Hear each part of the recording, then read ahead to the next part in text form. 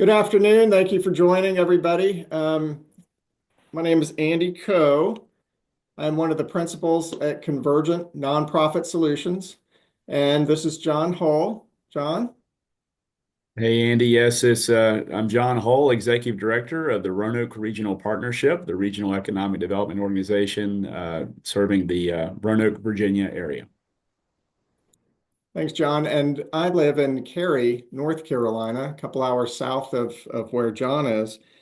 And I have the honor of having known John for many years. Actually, I was able to manage my very last fundraising campaign that I did for the Roanoke Regional Partnership back in 2011. So this is really special for me today because I have a lot of ties to the Roanoke region and have known John for a long time and have known the work of the Roanoke Regional Partnership very well.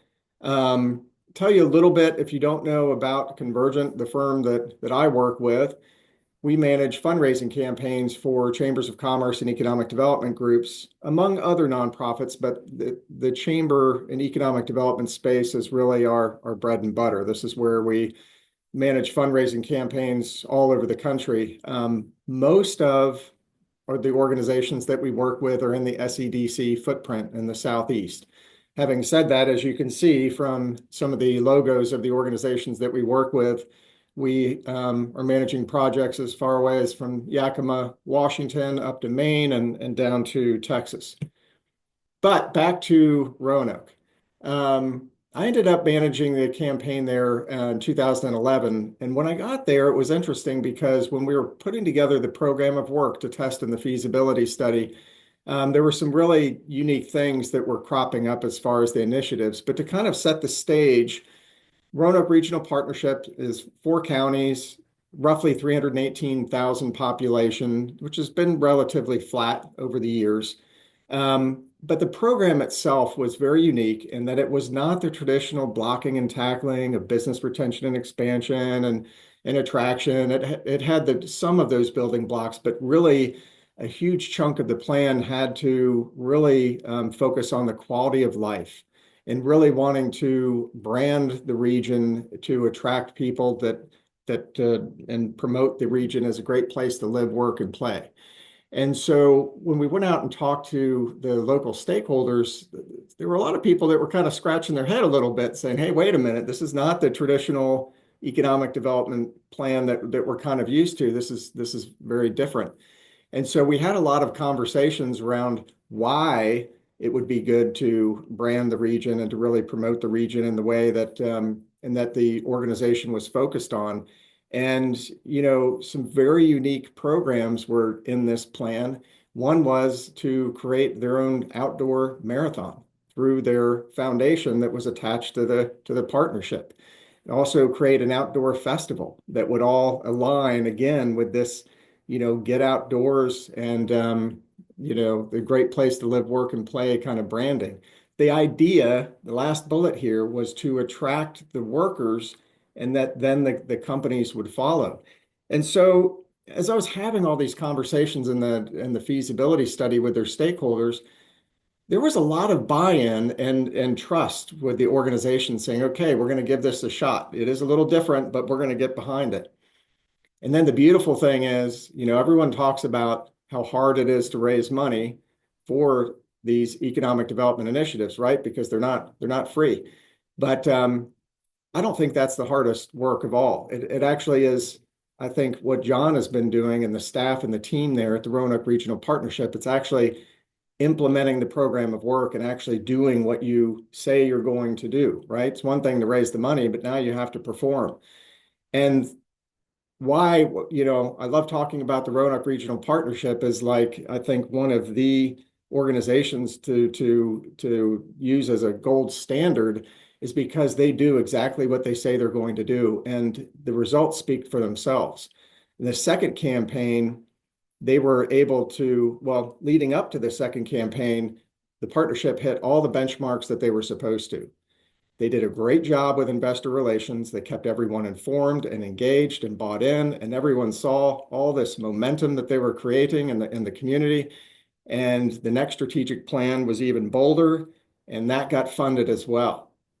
Then, leading up to their most recent campaign, Thrive 27, they had an additional goal being raised, 3.6 million over 5 years. You can see some of the metrics of success that the partnership used. John's going to talk a little bit more in detail about some of the specific programs and things that they're doing currently.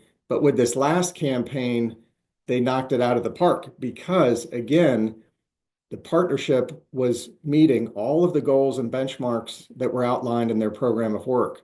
And so this is really the result. You look at this slide here, way back in 2011, going into 2012, when I managed that campaign, I raised a paltry 2.9 million over 5 years with the partnership's help. The next campaign, 3.4 million. And the last campaign, and this is 2021, right? A year after COVID, there were other organizations in the country that decided to pull back and say, you know what, we don't know if now's the right time to ask for money. And our advice was be bold. It's okay. The economy is not nearly as bad as everyone thinks. And so our advice was to go forward, which John and his team didn't hesitate. And they raised over 4.2 million just from the private sector. The beauty about the program that they have in Roanoke is that the public sector actually matches dollar for dollar what we raise from the private sector. So each one of these 5-year funding goals you can double, and that is the total amount that is raised from public and private. So this, folks, is how it's done. Really amazing work. The thing, if you know John or anyone at their team, they really are genuine. They're authentic. They live what they speak, and it's just been a real joy to work with these folks. So I'll let you, John, take over from there, and I'll come back and talk through a few of the specifics about how we go about some of the public-private campaigns that we do. But I'll let you take it away from here. Perfect. And thank you, Andy. And we've really enjoyed a long partnership with you and with Convergent. So I really appreciate the opportunity to join you here this afternoon. And it's a real pleasure to talk about our collaborative workforce development approach in the Roanoke region of Virginia. Our roots in this area go back, as you indicated, about 20 years when the private sector challenged the partnership to address an aging demographic and a slowing population growth rate. And since our population was, on average, higher in terms of its median age compared to the U.S. average in most communities, this region was really on the front end of the age wave. And I think we've developed a strategy that addresses the challenge and moved our region into growth mode. First, I'll address some organizational background. This is context that I think matters. Back one slide, sorry. Oh, sorry. Yeah, strategies do not mean a lot without acknowledgement of a resource base. And so the organization is a public-private partnership with half our funding in the private sector, half in the public sector. The $1.6 million budget is specific to the partnership. We do also have a sister nonprofit focused on outdoor asset promotion, Roanoke Outside. That has a separate budget of $700,000 a year for placemaking strategies. So both organizations together combined $2.3 million annually. Regional population of 318,000. And of course, I've got 10 employees on the staff. And the organization's been around since 1983.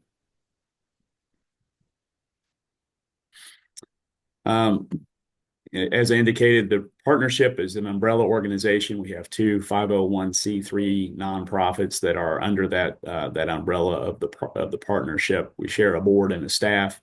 The Roanoke Outside Foundation is focused on placemaking strategies, and the Get to Know Noke Foundation is based on our newest talent related strategies.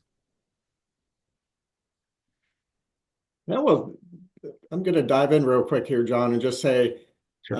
what an asset it is to have an economic development organization that has a 501c3 foundation. This is a way that you can maximize the amount of money that you can raise for your organization. It's not very common currently that EDCs have access to a 501c3.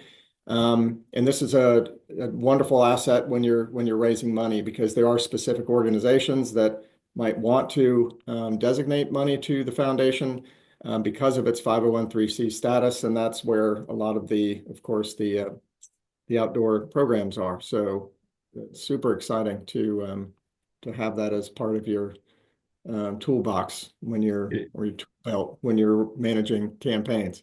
it is an asset, absolutely. So the partnership represents the 8 localities, and the darker green location is in Western Virginia on the I-81 corridor. Roanoke is a metro of about 318,000 people. It's the largest metro region in Virginia, west of Richmond.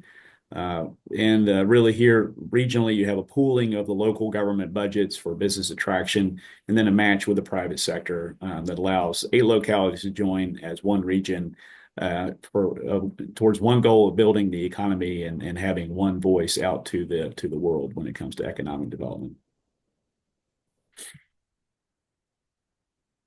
Our Thrive strategic plan was completed by the public and private sector leadership, assisted by Ernst & Young Economic Development Advisory Services. We developed these 5-year strategic plans prior to our capital campaigns, which are led by Convergent. And the approach has evolved over time.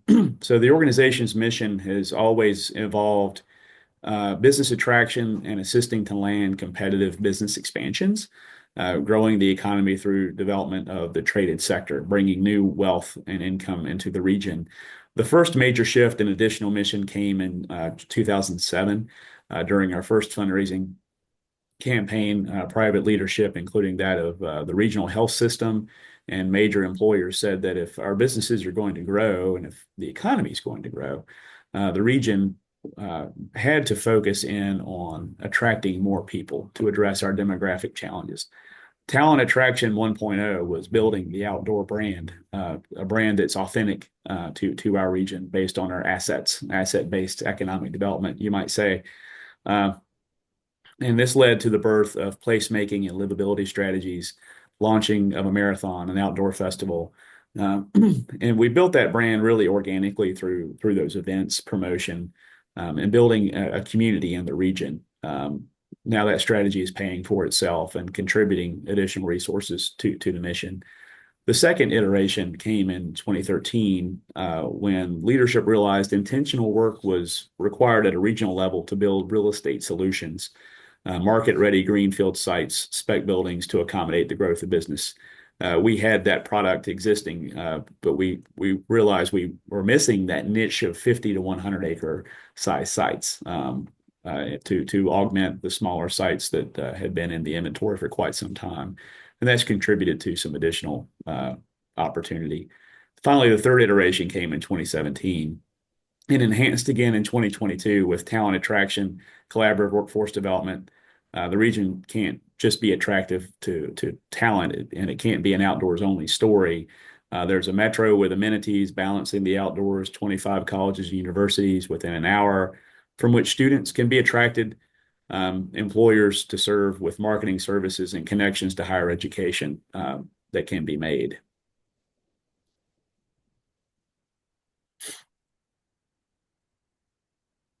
Workforce development, you might say. Aren't there already workforce development organizations already in every community in every region of the United States? Well, yes, there are. In fact, there are so many. There's a bewildering network of services that few employers can navigate, and particularly newly located companies into a region. And so how do we overcome the alphabet soup?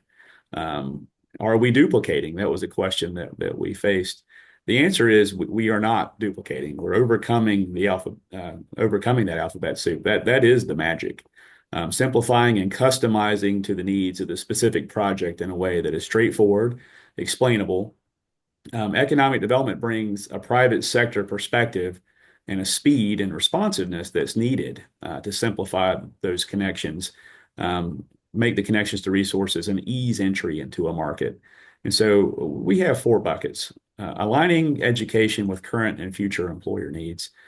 We convene higher education leadership, private sector companies to discuss solutions and strategies aimed at overcoming challenges. This often takes the shape of encouraging internships, academic department and employer connections, encouraging working groups of academia and business to discuss needs.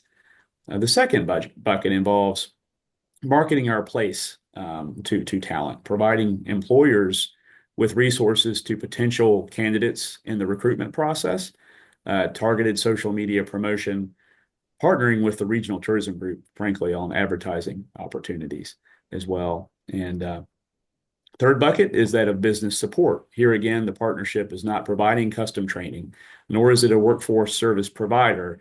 Instead, we are a concierge. We package existing solutions and encourage the company to work with community colleges and agencies on custom training development. And then finally, community building, quarterly socials, internship cohort programs, and events to connect young talent, or frankly, really any talent, to a sense of community and pride. And we'll go into each of these in a little more detail. So Virginia Economic Development Partnership has a talent accelerator program, and it's a full service ad agency that provides custom training and recruitment assistance to newly located companies. The partnership was faced, the Roanoke Regional Partnership was faced early on with a project that wasn't quite large enough to qualify for the state resource. And so we sought to build a smaller version for smaller projects. We also found ways to plug into the state program during implementation for those larger projects that adds value and allows us to stay engaged following the end of the state talent incentive. We found ways to differentiate a value proposition for companies that are expanding or seeking new locations that enhances our region's chances at landing successful projects. We worked intensively with Wabtec, for instance, on a project involving the attraction of machinists and industrial labor, with Wells Fargo on commercial banking service jobs, and with New Belgium Brewing for a range of job opportunities. These projects require ongoing meetings and support throughout the entire ramp-up process. We provide concierge-level assistance ranging from custom recruitment, collateral, to recruitment, marketing, audits, regional connections, and follow-up with workforce and higher ed career services, and finally assisting with incentives and market intelligence or data to help within the recruitment process. We do have a dedicated market talent person, a talent solutions manager, and that individual has marketing expertise and connects with HR resources at the company's HR professionals at the companies to audit their practices of promoting jobs and making specific recommendations. We have a new website, and our events all promote signups to our talent network of professionals who are seeking employment in the region. So the system all kind of works together, feeds together, and we consult in real time with those companies. Yeah, very good. I think one of your comments that you mentioned earlier, John, just about the simplicity, about some of the things you do, and being able to fit in those spots where other organizations, where there's not that overlap, is one of your superpowers. Oh, thank you, Andy.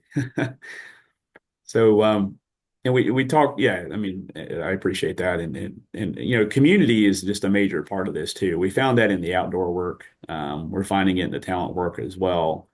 Community building. So we host quarterly socials that draw, young professionals throughout the region.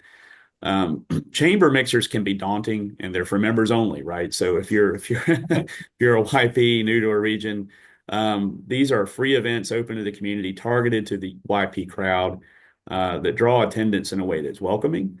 Our investors attend also, but these events are not investor focused; they're community focused, and connections are made here that otherwise would not.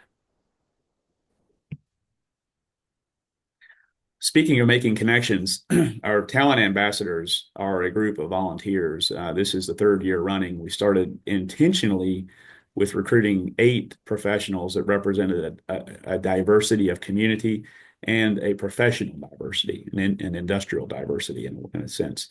Science, technology, banking, sales, remote workers as well. And we gave these folks the job of being the face of our talent program. Last year, we encouraged them to host pop-up events through the region, food and beverage tours, additional socials, not just in our core downtown, but throughout the region. And they are armed with marketing messaging and expected to be the voice of the region on social media to a variety of communities. This group meets with companies, stars in promotional video, provides testimonials on the region and its livability, makes media appearances, and creates social content. We do have an application process, and this is something that is sought after for young, aspiring influencers in our region. Imagine that. Yes, regional economic development can be cool. No, I don't believe you. I'm teasing. That's Yeah. great. And we talked about connecting employers to higher education. We host annual summits and institutions of learning. Again, we have 25 colleges and universities within an hour of Roanoke. The 81 corridor has been known as a center for higher education for really about a century now. Virginia Tech, Roanoke College, Hollins University, and a number of institutions. And so we host these annual summits at our institutions of learning. This one was at Roanoke College. Speakers from higher education, workforce development, and industry convened. And topics include things like generational preferences and the workplace, internships, professional development, topics of importance both to higher education but also employers. Spaces is provided here oftentimes in kind by our institutional partners, and we charge a low fee for attendance to support food and beverage and to turn a small revenue stream.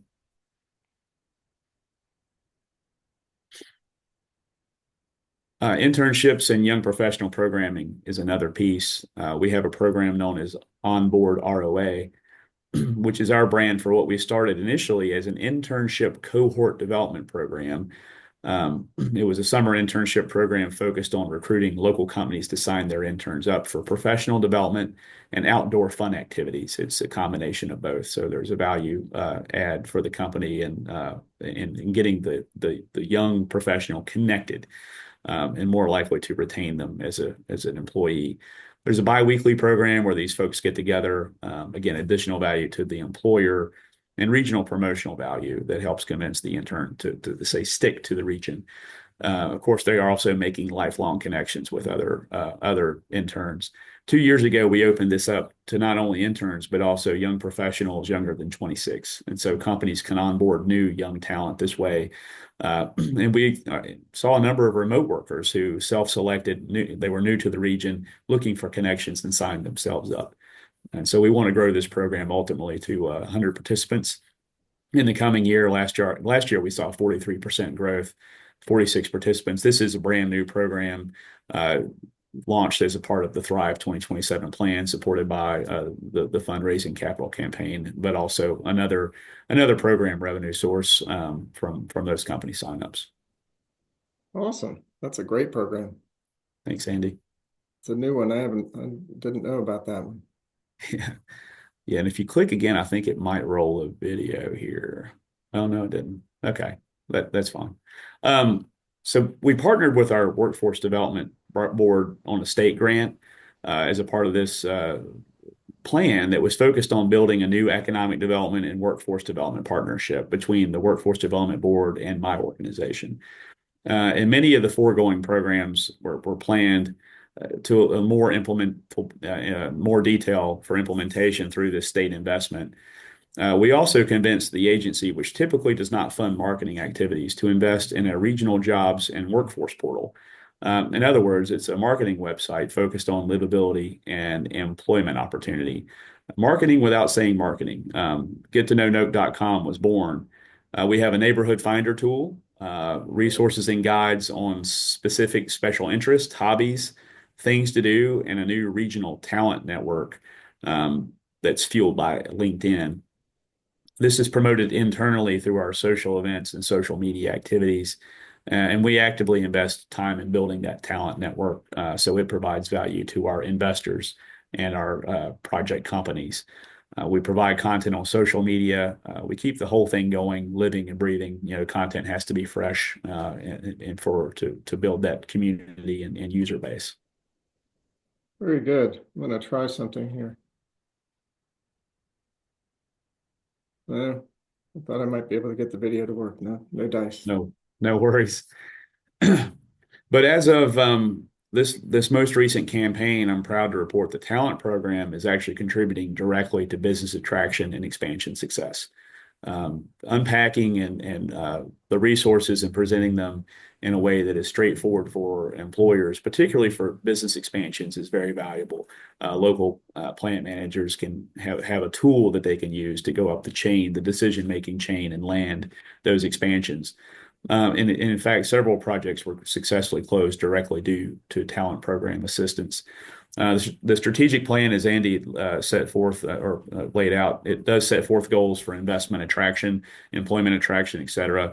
Halfway through our cycle, the region is at roughly 80% of the employment goal of 3,000 jobs and 141% of its capital investment goal of $350 million. With a couple years to go, I'm confident we'll meet the employment goal and we'll further excel in the capital investment range. You're making our job easy, John. Thanks. Well, good. That's good to hear. Between 2023 and 2024, our region saw employment growth that exceeded that of Northern Virginia, the Commonwealth of Virginia, and the nation overall. That's the first time I've seen the region leading the state in employment growth in my 20-year career here. Previous decade, we saw impacts from the loss of major employers. So employment was flat in spite of our success. Our success has just kept pace with loss before, and so we're now in an exciting time of growth for the region, which is what we want to see. Law of inertia, right? Body in Okay. motion tends to stay at motion, and that's Momentum. great. That's right, momentum. From 2019, another unbelievable stat, from 2019 to 2023, half of net manufacturing job growth in the state of Virginia happened in the Roanoke region. Industrial growth on the Interstate 81 corridor is burgeoning. Of course, our growth is more diverse than the manufacturing. We're seeing healthcare, office jobs like Wells Fargo and others, but the growth is continuing. And another important metric, our talent work is making an impact, and it's demonstrable. Population growth is actually still slow on the top line. And the fact is there's natural decrease in this region. I mentioned the population is on average older than the U.S., but our migration is increasing, and it's keeping our region growing, albeit slowly, at a time when natural decrease has increased dramatically. Again, we're on the front end of that age wave, so this is a factor that will become commonplace throughout the country. The pandemic had a significant impact on that natural decrease as well. But in-migration is bringing in a younger generation, and we're growing the region in spite of a higher median age, and beginning to replace that population. So the talent program is working on a migration data standpoint and keeping our labor force growing. Employment and labor force is increasing. They're at record levels. Labor force participation rate is increasing. So isn't it just a good thing when a good plan comes together?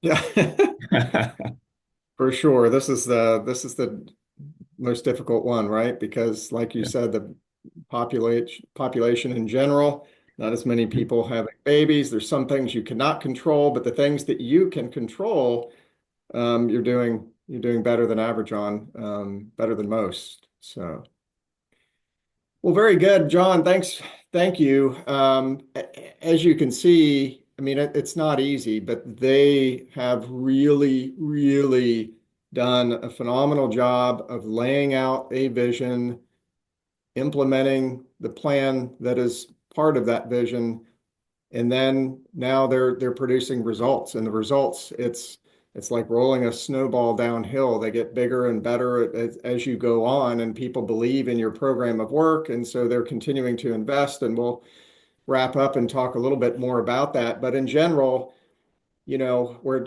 focusing a lot, of course, on talking about the challenges around talent and workforce, which have been, the number one, number two issues facing most EDOs right now, but there's all these other things, right? Post-COVID, housing and childcare issues. John, you mentioned site development, which is a challenge in Roanoke. It's very hilly. We talked about the branding, promoting quality of life, and then business, the traditional things, business retention and expansion, relevance, and innovating. John mentioned that as well, making sure your content is fresh and up to date and relevant. Collaboration. We talked about the workforce already, and talent there at the bottom. So there's lots of things out there that are providing headwinds, things that, not too many years ago weren't really at the forefront. We weren't really talking as much about housing and childcare and actually transportation as we are now. But just to back up to where we started about when we first started working with the Roanoke Regional Partnership, the real crux of all of this is putting together that program of work, conducting a feasibility study to test the plan, finding out what's really important to your community stakeholders. What do they like? What don't they like? My favorite question of the entire study is a wonderful open-ended question. What's missing? What would you like to see included in this plan that may not be currently included? You get some amazing responses. And then ultimately, you want to really respond to that feedback and then finalize your program of work, because it's very cliche, but very true. If they help you write the plan, when you come back and ask for a check, they're going to help you underwrite the plan, which is what we did there in Roanoke. And then again comes the difficult part. Then comes the implementation, meeting the goals and benchmarks, which right now, John, you guys are well on your way to meeting the benchmarks of your last plan. But that's the really important part, is to follow through, because if you're not meeting the goals and benchmarks that you laid out in the plan, then it's going to be difficult to ask for money next time around. So we've talked about this before with other webinars, but it's worth repeating, that the investment-driven model that kind of ties into that last slide. It's important that your organization, John was just going through all the benchmarks and goals and all the things that they have realized so far. That's really critical, but it's even more critical to take those numbers and actually make it the outcomes easy to see to your stakeholders, right? A lot of people, you have to connect like 18 dots to figure out, okay, well, what's in it for me? I'm not really getting it. So it's really important that your organization demonstrates the return on investment. You communicate your true value, and you make it easy to see, right? Don't make it where you have to connect too many dots. You want to focus on your investable outcomes, and this gets you beyond the philanthropic budget kind of discussion. That if you're having really good conversations with your stakeholders and communicating the value of the programs of work that you're raising money to implement, and you can tie it back to their specific organization, not just like it's a rising tide, it's going to lift all boats. We want to get down to a discussion where here's how much it's going to lift your boat. That's the really good stuff. Those are the really fun discussions, because if you can get down to that kind of clarity, you will be able to maximize the amount of money that you can raise for your organization, which is that last bullet point there. You'll ultimately raise more money. So Roanoke Regional Partnership, this is where you guys are. They have earned now the right to ask for the larger investments. And as you can see from each one of the 5-year campaigns, they're able to ask for more each time because they have the credibility. They're doing exactly what they said they were going to do with the money that was invested, and they're meeting and exceeding the benchmarks in the plan. So they've got the fundraising skills, they're crushing the outcomes, and that gives them the credibility. And that's the ingredients for success. And that gives John and his team, their board, the right to ask for bigger dollars because they've delivered on those outcomes. Talked a little bit about the public-private partnership that John and the Roanoke Regional Partnership has. It's very different with different communities in Virginia and the Commonwealth. Most of the economic development organizations are on a per capita basis, so it's on a population base.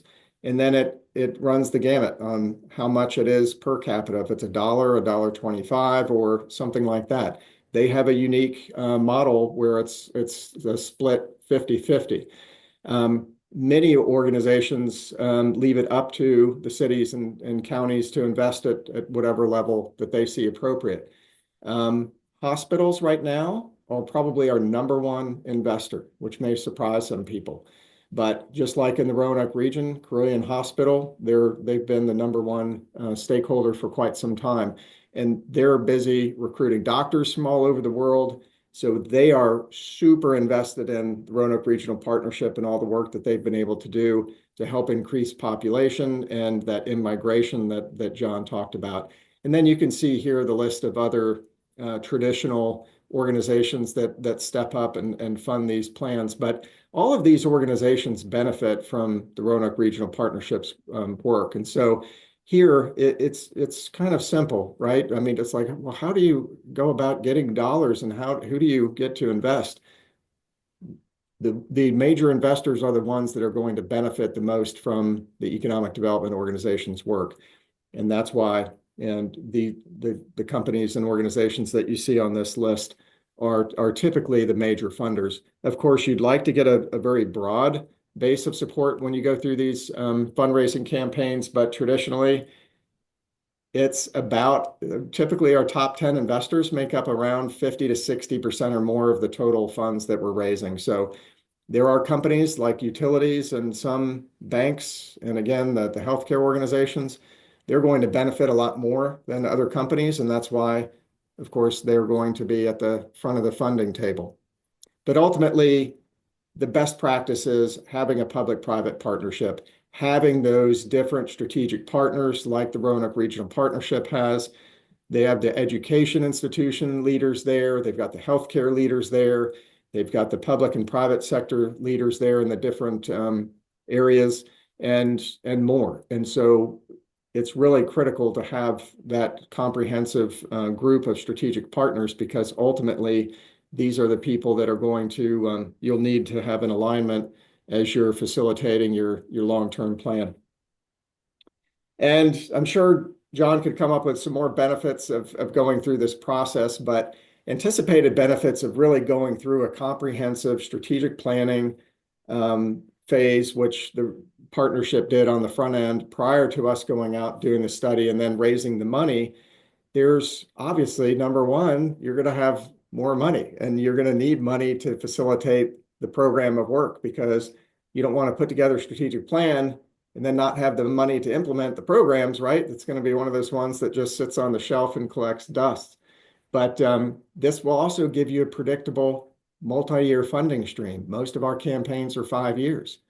Favorite part of my job is skipping town and handing the client a cash flow spreadsheet when they can see, okay, 3 years down the road and 3 years down the road in May, here's how much money we'd expect to get in that month. So having that predictable funding stream is huge.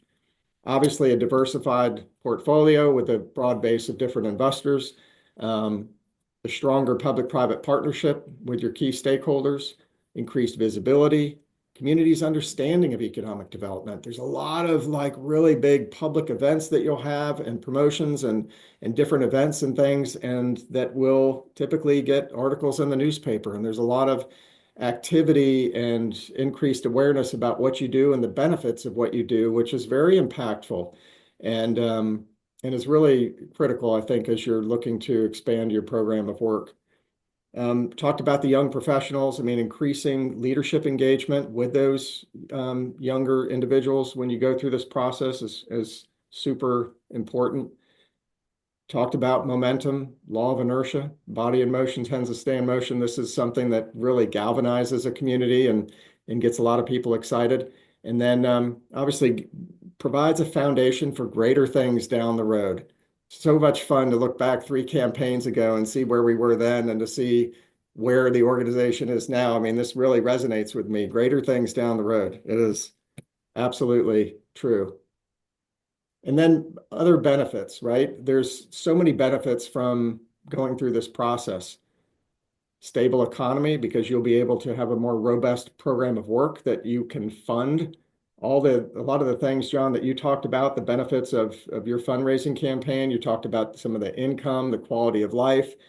Obviously, the community will have a broader tax base, larger and better qualified labor supply, which is so critical, especially now when you're in a market like yours that has a low unemployment, and improved public services, property values going up, lower crime, improved infrastructure, and then more profitable businesses. But obviously, there's still challenges, right? Dealing with that skills gap, you'll want to align, as you've done, John, with what the market needs, because there's a massive competition for talent. The branding and perception you guys have done a really good job with. That's a traditionally a really big challenge for organization. And then the retention piece, right? It's not only attracting talent, but retaining talent and making sure, again, that you're aligning the workforce needs with the community.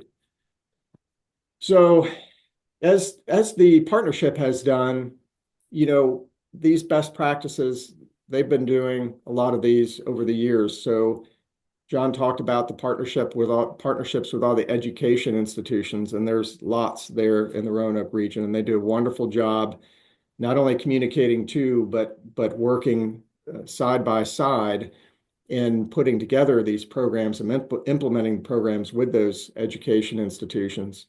The regional branding efforts, obviously, as illustrated by John, that's something that's really critical.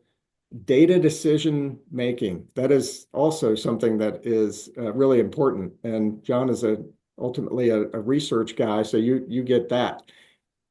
And the metrics and KPIs that you talked about are super critical. It's important that an organization know where you're going, how you're going to get there, and then a measure of success, right? Are we meeting the goals that we outlined with the program of work? Pooling resources and expertise obviously is critical when you're partnering with the public sector and your other stakeholders.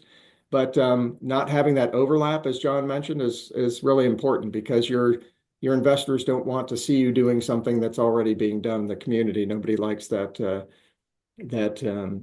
redundancy. Consistent communication channels, collaboration framework for economic development, and flexible incentives, possibly especially for remote work. Roanoke's a place where a lot of people want to go and work and play, and you don't have to live there or you don't have to work there to live there. And so really promoting that component is really important as well. And then you want to establish clear roles and responsibilities. And that, again, that kind of addresses that mindset of making sure that you're not overlapping with some of the work that you might be doing with others. So did a webinar last month for SEDC, and I laid out probably 8 or 10 different kind of case studies. So I didn't want to go down into, do a ton of case studies, but I did want to illustrate again one good one that above and beyond the partnership that addresses kind of a workforce challenge that I like to spotlight, because it is important to illustrate the process of kind of going through this feasibility study and fundraising effort. We did a study up in Burlington, Iowa, for the Greater Burlington Partnership, another partnership. $1.8 million goal over 5 years. They had one of their benchmarks in their initial plan was to create 1,000 jobs over the next 5 years. But there were a lot of companies that were giving lots of pushback, saying, hey, wait a minute, we've got hundreds and hundreds of unfilled jobs already. All you're going to do, is you're going to pile on pressure on us, drive up our labor rate, and then they're going to steal our workers. And so they ended up going back to the drawing board before they finalized their plan. They reduced the jobs goal to 750, but then they also developed a benchmark going forward to reduce the number of open positions by 25%. And so then going back out to these folks and telling them that they listened. They said, here's the final plan. And now it really resonated with those manufacturers that were already in town. And they sat up and they're like, holy smokes, you listened. And so they fully funded the program, actually over $2 million for that specific fundraising campaign. But I just illustrate that as to going through that process like the partnership did, both of these partnerships, listening to your stakeholders, responding, and then coming back and saying, listen, we heard you loud and clear. That is really the secret sauce of fundraising, just listening and reacting to your check writers. And so ultimately, the path forward, what's the takeaway? Just what I was talking about. Ask what your employers need. Um, Develop and test the plan that will meet their needs, and then go out and raise the money, right? You'll need the money to implement the program of work, and then track and communicate your outcomes. This is all this stuff that John was talking about, and asking for constant feedback. Don't just sit around for 5 years and not go out and ask how you're doing. At minimum, midway through your plan, do a survey and find out, are we meeting your expectations? Would you invest again? Would you invest at the same level or less? It's important to know that information prior to your next campaign and not wait 5 years. And then, like I mentioned, it seems like it's easy stuff, right? Respond and adapt accordingly. And then the ultimate goal is to facilitate actionable programs, discussion, and collaboration with the economic development leaders in your community, elected public officials, education partners, your tourism partners, workforce experts, to meet the needs of your community. And so this is me, John, running the half marathon, not the full marathon. I will go on record and say I did not do the full, but for anyone that's been to Roanoke, by the way, there are so many hills. And so it's an extremely difficult race, as you can tell from my face right there. I look like I've been run over by a truck. And the girl here and the lady here in this picture is my cousin Lauren Ellerman, that was volunteering on the course. So that's kind of a cool photo. I just thought I'd throw in there to close us out. Oops, meant to take that picture off the last one there. Well, thank you so much for your time. Happy to open it up to any questions. Well, thank you so much, Andy and John. Hello to those of you that are watching this on our YouTube page. I'm Matt Tackett with the Southern Economic Development Council, and so thankful just to have learned from great best practices from both experts here today. Uh, because this and available for our members after the fact, we do not have the ability to ask questions, but I've got a couple that are top of mind that I think if we were live, some of our friends would have asked. But first, let me say the American South stands as the world's premier investment location and the best, most nurturing business location because of our great members communities that are implementing future-focused strategies around product or around workforce, and who are also doing that incredibly collaboratively. And we just saw or just heard from an incredible example of that with the Roanoke Regional Partnership. So it was incredibly impressive to see what you were doing in a very, very holistic way, how successful you've been, but fundamentally how collaboratively you have approached and done that successfully. And that takes a lot of work and a lot of strategy and a lot of trust. So we just can't congratulate you or thank you enough for all that you are doing. So um, as I think about kind of the talent attraction work that you are doing, and I think about too the net migration of people that are coming into the American South. My estimates are about 2 million people per year that are coming in. So Roanoke is getting more than their fair share of that, but so are our other communities as well. So I think about you, John. Mhm. How do you ensure with everything that you're doing and all the success that you're having on business attraction, for example, or with the existing industry that you have and how well you're nurturing them? How do you ensure that net migration that you are proactively seeking aligns with what you need with workforce? And I imagine that internship program is a big part of that. Is there anything else you could dig in on that might be really good ways for our other communities? Sure, Matt, and thank you for the remarks and for the question. Appreciate it all. The key thing is really, promoting the specific employment opportunities.